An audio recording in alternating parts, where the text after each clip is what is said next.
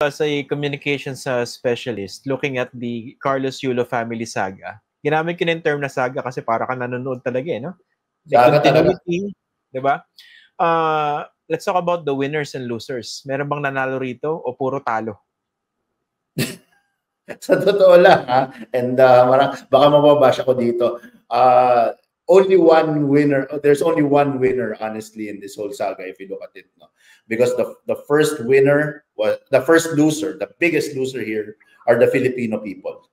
That we got embroiled in this drama. That our focus got shifted and pivoted away. At marami nagsasabi sa social media na wag na kasing makisakay, wag nang sakyan yan, blah, blah, blah. Probably later yan, yung mga comments natin dito sa episode na to. Sinasabi niyo, wag nang palaguin yung issue, pero nagkaroon kayo ng episode. In our defense, I would just like to say, we were not the ones who made this public.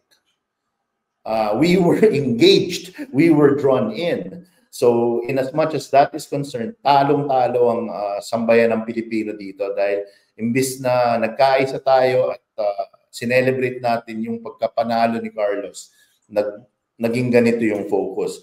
Talong-talo yung nanay ni Carlos because again, optics-wise, she has not been able to shake that reputation of being an overbearing, over-controlling mother.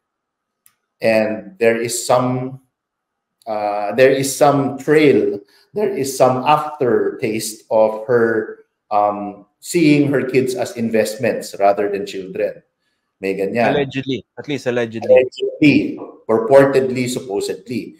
Yeah. Carlos is, again, perhaps tied with the Filipino people, also the big loser here because instead of people focusing on his achievement entirely, I'm not saying that we didn't naman. He is celebrated and rightfully so. Pero nabahiran yung kanyang goal dito. No? After that last video, there are some that might think, ano pala to allegedly, purportedly, supposedly, kontrolado ng girlfriend. So who is the winner here? I honestly think the one who walked away as a winner here is Chloe. Why? Precisely because she is a vlogger influencer. And any content, anytime that she is talked about, anytime that she draws attention to herself, is a plus for her. I'm not saying it's a bad thing. I'm not saying she's evil. I'm not saying that she's the cause of this whole thing. Absolutely not. Hindi ko po sinasabi yun. I'm not making any judgment calls on Miss Chloe.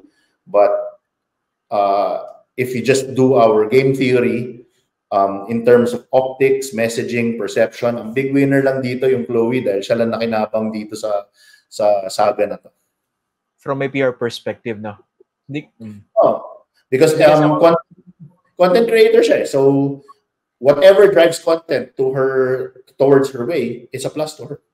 Hindi kasi ako familiar dun sa Chloe, no? I have a vague idea kung anong ginagawa niya as a content creator.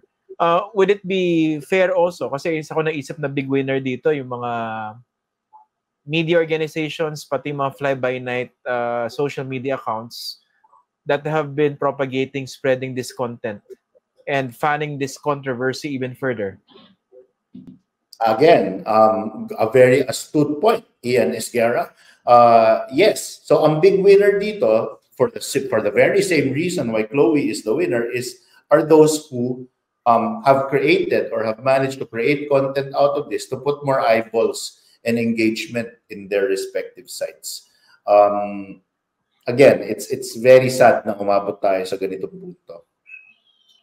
So far ba may napapansin ka bang parang overriding media sensationalism regarding this? Kasi technically naman, kailangan mo pa rin siyang i-cover dahil people are interested. Pero there has to be a healthy balance, di ba? Doon sa aspect ng chismis and ng drama at saka doon sa mas importanteng bagay. From where you're sitting, ano ba nakikita mo? Mas nasasobrahan na ba doon sa sensationalism? Thankfully, from mainstream media, we're not seeing it. Mainstream media is only covering, again, facts first. Ano lang, nagpa-presscon, yun lang yung kinover.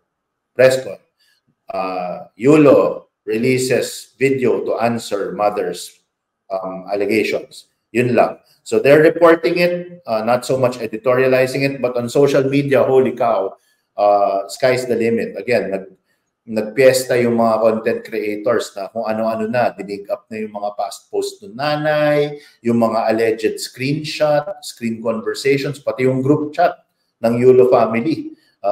Di umano, may mga screenshots. Oo, na umiikot. Grabe.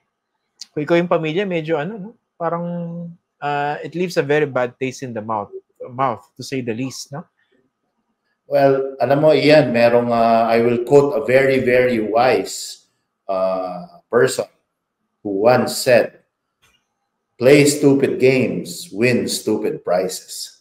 So, ito yun. You play stupid games, you win stupid prizes. Nilabas mo eh. You aired your dirty laundry in public. Again, as I've said before, don't spin a paintbrush around and get surprised when you get splattered with paint.